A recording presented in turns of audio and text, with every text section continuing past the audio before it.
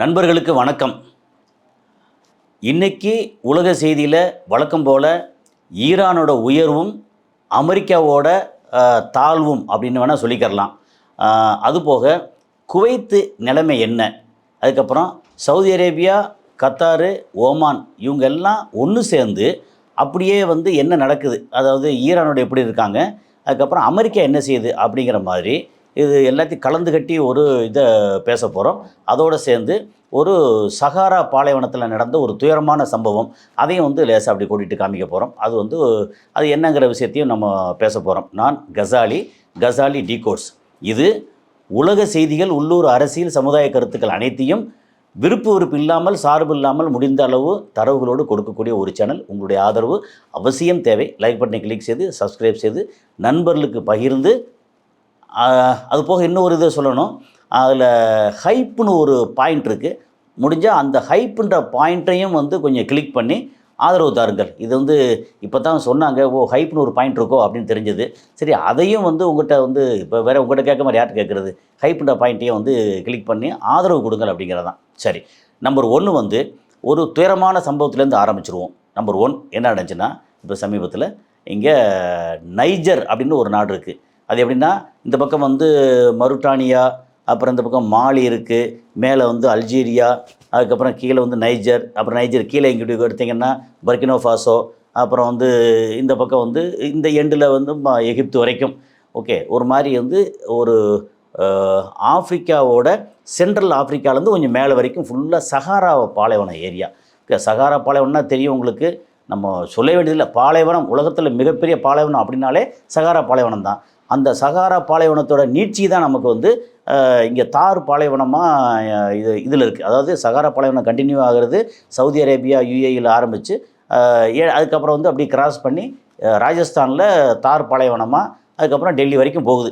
டெல்லி வரைக்கும்னா டெல்லியிலே மாதிரி குளிர், வெப்பம், பாலைவனத்தில் தான் எக்ஸ்ட்ரீம் வெப்பம், எக்ஸ்ட்ரீம் குளிரும் இருக்கும். ஸோ அப்படிங்கிறது சரி. இப்போது சஹாரா இதில் இங்கே நைஜர் இந்த மக்கள் என்ன பண்ணிட்டாங்கன்னா, மாலிக்கு போய் இந்த மாதிரி பக்ரீத் டைமில் அங்கே போயிட்டு கொண்டாடிட்டு ஒரு 51 பேர் மொத்தம் ஒரு ட்ரக்கில் வர்றாங்க. வந்தால் ஒரு என்ன சொல்கிறது, அல்ஜீரியா அண்டு நைஜர் அந்த பார்டரில் அங்கே பக்கத்தில் அங்கே வந்துக்கிட்டு இருந்தால் அத்துவான காடுன்னா நிஜமான அத்துவான காடு. அந்த அத்துவான காட்டில் கூப்பிடு தொலை அளவுக்கு யாரும் அக்கம் பக்கம் யாரும் கிடையாது. இந்த ட்ரக்கு வந்துக்கிட்டு இது ரெகுலராகவே அந்த பக்கம் பண்ணுறாங்கன்னு சொல்கிறாங்க. ஆனால் என்னென்னா, இப்போ ஏன் இது பெரிய பேசுபொருள் ஆச்சு அப்படின்னா, அந்த இதில் ட்ரக்கு வந்துகிட்டே இருக்கும்போது ட்ரக்கு பிரேக் டவுனோ அல்லது சம்திங் பெரிய அளவுக்கு சீரியஸாக பிரச்சனை ஆகி போச்சு. ஓகே, பஞ்சர் ஆயிடுச்சுன்னா ஸ்டெப்னி போட்டு மாற்றிடலாம், இல்லை வேறு ஏதாவது சின்ன பிரேக் டவுனு எதாக இருந்தால் கூட அட்ஜஸ்ட் பண்ணி கொண்டு போயிடலாம். ஆனால் பெரிய சீரியஸான பிரேக் டவுனு, அது பெரிய பிரச்சனை ஆகி போச்சு. பிரச்சனை ஆகி போச்சுன்னா அங்கேருந்து வண்டி நகர முடியல. அங்கே ரெகுலராக வண்டி போகிற இடம் இல்லை போல இருக்குது. போனால் உண்மையிலேயே என்ன ஆகிப்போச்சு, 51 பேரில் 2 பேர் மட்டும் கஷ்டத்தோட கஷ்டமாக அங்கே கையில் இருந்த தண்ணி, குடிக்க தண்ணி இல்லை. அதாவது எப்படின்னா, நம்ம இந்த மாதிரி சஹாரா பாலைவனத்தை கடந்து போய்கிட்டு இருக்கமே, அந்த இடத்துல நமக்கு ஏதாவது பிரச்சனை ஆச்சுன்னா கையில் தண்ணி வேணுமே, உணவுப் பொருள் வேணுமே. ஒரு 4-5 நாள் பிரச்சனை ஆச்சுன்னா என்ன செய்கிறது, 4-5 நாளுக்கு தேவைப்படுற தண்ணி வேணுமே. ஒரு டேங்கில் அங்கே கொண்டு போகிறதா ஒன்றுமே இல்லாமல், ஓகே, இருக்கிற தண்ணி எதோ கொஞ்சம் யூஸ் பண்ணியிருப்பாங்க, அந்த மாதிரி கொண்டு போயிருக்காங்க. இப்போ ட்ரக்கு பிரச்சனை ஆயிடுச்சு. நாள் கணக்காக அங்கே கிடந்ததை சொல்கிறாங்க. அதில் தண்ணி இல்லை குடிக்க, உணவு இல்லை சாப்பிட.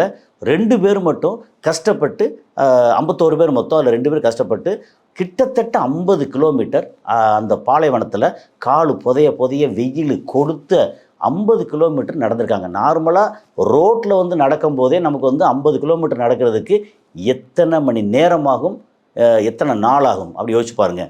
2 பேர் அந்த பாலைவன மணலில், இத்தனைக்கும் பாலைவன மணலில் என்ன ஒரு பெரிய ஒரு பிரச்சனை இருக்கும்னா, சின்னதாக குட்டி பாம்பு ஒன்று இருக்கும், பயங்கரமான விஷம். அது ஒரு போடு போட்டுச்சுன்னா அதுக்கப்புறம் நீங்கள் உங்களுக்கு காப்பாற்றுறதுக்கு வழியே இல்லை அப்படின்ற அளவுக்கு பயங்கர விஷமான பாம்பெல்லாம் இருக்குது. ஓகே, அதெல்லாம் தாண்டி 2 பேர் பாலைவனத்தில் நடந்து பக்கத்தில் அங்கே தொலைவில் இருக்கக்கூடிய ஒரு ஊருக்கு போயிட்டாங்க. போனதுக்கப்புறம் இந்த மாதிரி ஆச்சு, ட்ரக்கு இந்த நாள் கணக்காக அங்கே இருக்குது, தாகத்துக்கு தண்ணி இல்லாமல் கிடக்காங்க அப்படின்னு சொன்ன உடனே அங்கேருந்து வந்து ஒரு அங்கே இருக்க மேயர் அப்புறம் வந்து சொல்லி அங்கே வந்து ரெஸ்கியூ டீமாக இல்லை சம்திங் வந்திருக்காங்க. வந்து பார்த்தா 49 பேரும் இறந்து போயிட்டாங்க. ஓகே, என்ன காரணம்னா ஒவ்வொருத்தருக்கும் மணிக்கணக்காக நாள் கணக்காக தண்ணி இல்லாமல் தாகத்தோட நாக்கு தள்ளி போய், ஓகே, டீஹைட்ரேஷன்னால் தண்ணி இல்லாமல் தாகத்தில் செத்து போயிருக்காங்க. அப்படிங்கிறது வந்து எவ்வளோ பெரிய கொடுமையான விஷயம். இந்த கொடுமைக்கு யாரை காரணம் சொல்கிறது? அந்த ட்ரக்கில் தண்ணி வைக்காமல் கொண்டு போனதை குறை சொல்கிறதா, அல்லது ட்ரக்கை ஒழுங்காக செக் பண்ணாமல் அப்படி இஷ்டத்துக்கு கிளம்பி வந்தது சொல்கிறதா? இந்த மாதிரி 21ஆம் நூற்றாண்டில் இவ்வளோ நாகரிகம், இவ்வளோ டெக்னாலஜி, அது நினச்சா அப்படிங்குள்ளே வந்து சல்லுன்னு கிளம்பி 10,000 கிலோமீட்டர் 12,000 கிலோமீட்டர் போய் நேராக போய் தாக்குற அளவுக்கு மிசைல் இருக்குது, ஏவுகணை இருக்குது, அணுகுண்டு வரைக்கும் இருக்குது. அப்புறம் வந்து இங்கேருந்து செவ்வாயில் போய் அங்கே இறங்கி அப்படி ஆராய்ச்சி பண்ணுற அளவுக்கு வந்துட்டோம். எல்லாம் இருக்குது. இன்னும் இங்கே வந்து நம்ம ஊரில் பார்த்திங்கன்னா ஆள் உருளை கிணறு இருக்க, நம்ம போர் போட்டிருக்காங்கல்ல, போரை மூடாமல் அலட்சியமாக இன்னும் குழந்தைகள் வந்து கீழே விழுந்து செத்துக்கிட்டு இருக்குது.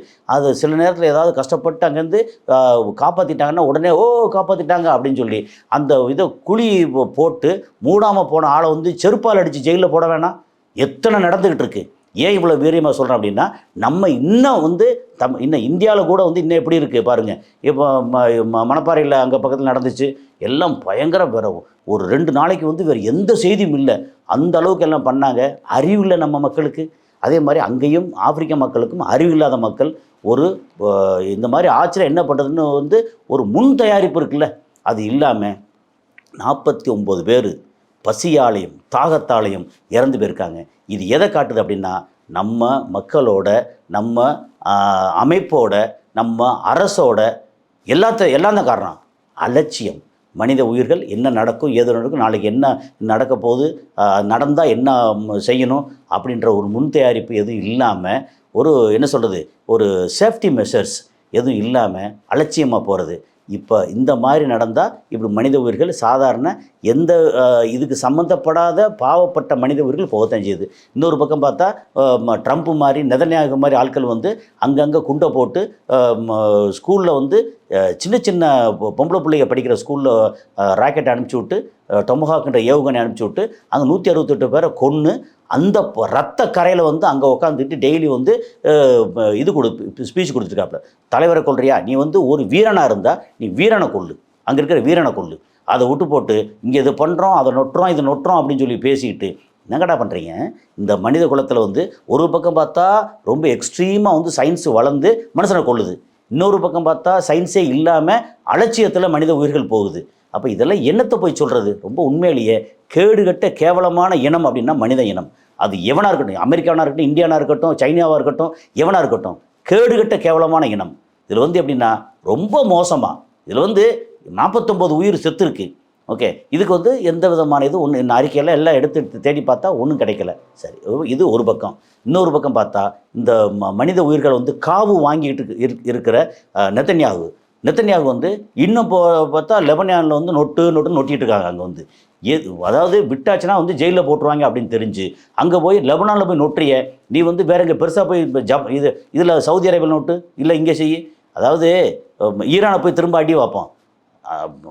அதாவது எப்படின்னா, நீ வந்து அமெரிக்காக்காரன் வந்து பின்னாடி இருக்கான்ற அந்த தைரியத்தில் பூரா வந்து அங்கே இவ்வளோ மக்களை போய் கொன்னேல, காசால மக்களை எவ்வளோ பேரை கொண்டிருக்க, கொஞ்சமாவது வந்து ஒரு பயம் இருந்து அப்படி பண்ணியிருப்பியா?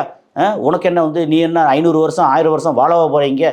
நாளை ஏற்கனவே கேன்சர் வந்து உள்ளுக்குள்ளே வந்து குமைஞ்சு போய் கிடக்க, கேன்சர் எப்படிங்கிறதெல்லாம் நிறைய பேருக்கு தெரியும். உன்னை உள்ளுக்குள்ளே வந்து கொஞ்சம் கொஞ்சமாக வதைக்கும். உன்னை சாகவும் விடாது, வாழவும் விடாது, அப்படி சாப்பிட விடாது, வாய் கசக்கும், இது செய்யும். சாப்பிட நம்ம கொஞ்சம் கொஞ்சமாக வந்து அப்படியே உருகி போய் இன்னும் பல வருஷம் நீ இருந்து இந்த கொடுமையெல்லாம் அனுபவிச்சு, உன் உடலுக்குள்ள கொடுமையை அனுபவிச்சு சித்திரவதைப்பட்டு வந்து நீ சாகணும் அப்படிங்கிறது தான் இந்த மக்களோட செத்துப்போன மக்களுக்கு சம்மந்தப்பட்ட மக்களோட சாபம் அப்படிங்கிறது நெதன்யாகு. இவன் பார்த்தா வந்து ட்ரம்ப்பு டெய்லி காலையில் ஒன்று ராத்திரி ஒன்று, எங்கேயோ எவ்வளோ ஒரு மூலையில் இருந்துக்கிட்டு உன்னுடைய அதிகார வெறி, பண வெறி, இந்த மாதிரி ஒரு வெறியில் வந்து இங்கே போய் நொட்டுன்னு அடிப்ப, நீ எல்லாத்தையும் அடிப்ப, கொல்லுவ. இங்கே பார்த்து சம்மந்தம் இல்லாத ஒரு ஜப்பானாக இருக்கட்டும், இந்தியாவாக இருக்கட்டும், கொரியாவாக இருக்கட்டும், எல்லா நாடுகளும் வந்து எண்ணெய்க்காக, என்ன இது டிபெண்ட் பண்ணி உட்காந்துருக்காங்க இல்லையா, எண்ணெய்க்காக இங்கே உட்காந்துக்கிட்டு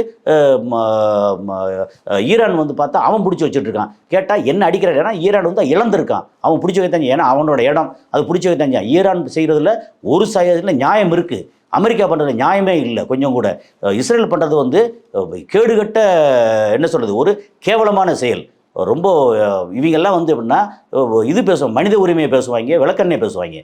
அதாவது இவ்வளோ ஒரு கேவலமான கேடுகட்ட ஆட்கள். இங்கே பார்த்தா கடைசியில் என்ன ஆகி போச்சு, நான் வந்து என்னோடய செல்ஃப் டிஃபென்ஸ்க்காக இது வந்து கிஷாம் ஐலாண்டில் அடித்தேன், செல்ஃப் டிஃபென்ஸுக்காக நான் வந்து பந்தர் அப்பாஸ் பக்கத்தில் அடித்தேன் அப்படின்னா, உனக்கு என்னடா செல்ஃப் டிஃபென்ஸு, நீ வந்து இப்போ 10-11,000 கிலோமீட்டர் தாண்டி இருக்க. அவன் வந்து இப்போ ஈரான் வந்து உன்னை போய் அங்கே போய் வந்து அடிக்க போகிறானா, இல்லை அடித்தானா, ஏதாவது அடித்தான் இது வரைக்கும், அதாவது அட்வான்ஸ் ஏதாவது அடிச்சிருக்கானா, ஒன்றுமே இல்லை. செல்ஃப் டிஃபென்ஸ் தான்.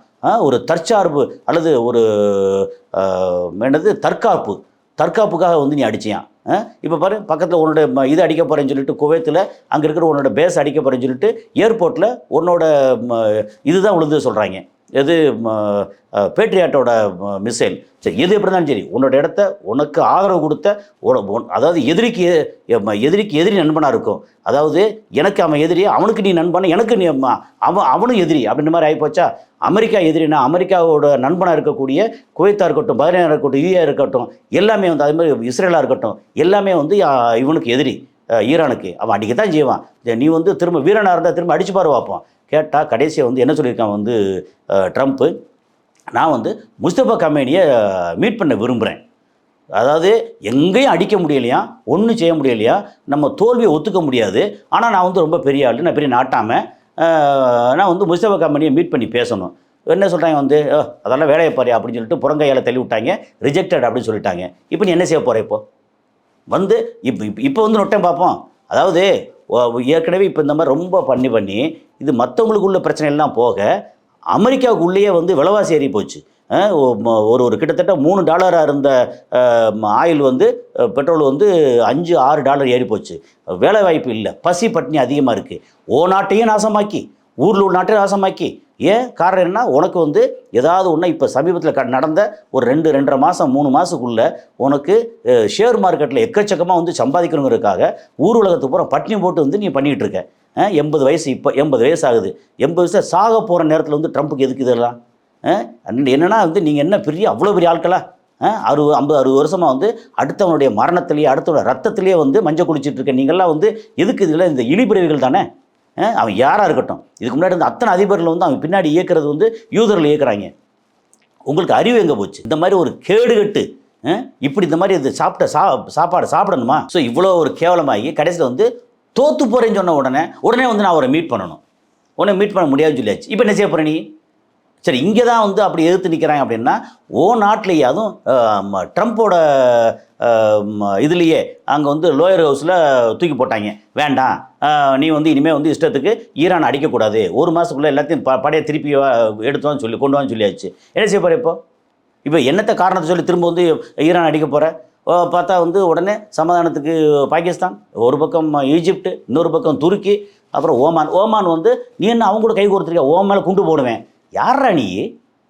எல்லாத்தையும் வந்து போட்டு இந்த இது வெறி பிடிச்ச நாய் வந்து கண்டடம்லாம் கடிக்கிற மாதிரி உனக்காகத்தானே இங்கே எல்லாம் பேச்சுவார்த்தைக்கு எல்லாம் இறங்கி வந்தாங்க. இப்போ ஓமான் மேலே குண்டு போடுவேன்னா நீ இஷ்டத்து குண்டு போடுவேன், மற்றவங்க பார்த்துட்டு இருப்பாங்களா? இதெல்லாம் அதை கடைசி காலம் உனக்கு அமெரிக்காவோட இறுதி நாட்கள். நீ வந்து வாழை சுருட்டிக்கிட்டு நாடு, உன்னோட வளம், உன்னோட மக்கள் அப்படின்னு இருந்தேன்னா நீ வந்து நல்லா இருப்ப. நீ அதை விட்டு போட்டு ஊர்வலகம் ஊர சண்டைகளுக்கு எதுக்காக? இவன் வந்து இங்கே இந்த ஒரு வேட்டை நாய் இருக்கானே இஸ்ரேல், இவனுக்காக இதெல்லாம் பண்ணிட்டு இருந்தால் என்ன நடக்கும்? கேவலமாக வந்து ரோட்டில் அடிபட்டு சாகிற மாதிரி சாக போகிறீங்கன்னு அர்த்தம். இவ்வளோ கேவலமாக, இவ்வளோ மோசமாக என்ன மனித உயிர்கள், அது இந்த அரபு நாடுகளில் இருக்கக்கூடிய அந்த ஒரு பாலஸ்தீன உயிர்களோ, அல்லது லெபனானில் இருக்கிற உயிர்களோ, அல்லது இங்கே ஈரானில் இருக்கிற உயிர்களோ, ஈராக்கில், லிபியாவில், அப்புறம் ஆப்கானிஸ்தானில் இந்த உயிர்கள், மனித உயிர்கள் உங்களுக்கு உயிராக தெரியல, உங்களுக்கு வந்து இதாக தெரியுதோ? இதெல்லாம் வந்து நல்லதுக்கு இல்லை. காலம் வந்து ரொம்ப சீரியஸாக வந்து வாட்ச் பண்ணிகிட்டு இருக்கு. அமெரிக்காவோட இறங்கு முகம் ஸ்டார்ட் ஆயிடுச்சு. இதோடு வந்து சோழி முடிஞ்சுன்னு அர்த்தம். என்ன நடக்குது அப்படிங்கிறத அடுத்த காணொளியில் பார்ப்போம். நன்றி.